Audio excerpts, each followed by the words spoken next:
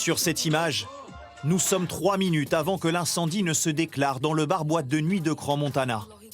Plusieurs femmes, dont une sur les épaules d'un homme, tiennent à quelques centimètres du plafond des bouteilles de champagne, décorées de bougies étincelantes.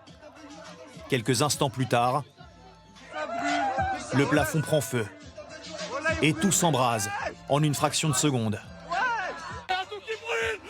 Hier, des survivants de l'incendie, dont un mineur, nous racontaient cette scène. Quand on prend une table, on a des bouteilles mises à disposition avec un seau.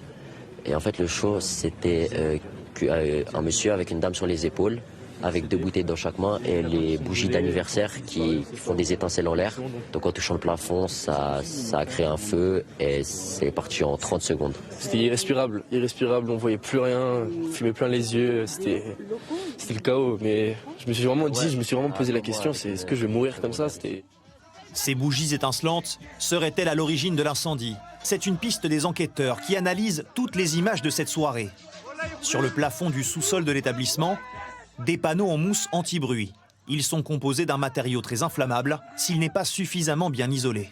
Sur ces plaques, dès lors qu'elles s'embrasent, c'est alors à une vitesse moindre, mais c'est un peu comme si on enflammait une nappe d'essence en fait. On est sur du polyuréthane, donc c'est un peu un dérivé du pétrole, c'est un hydrocarbure, ça brûle très vite. L'enquête devra également déterminer si l'établissement possédait suffisamment d'issues de secours. Un seul escalier permettait aux centaines de fêtards de quitter le sous-sol.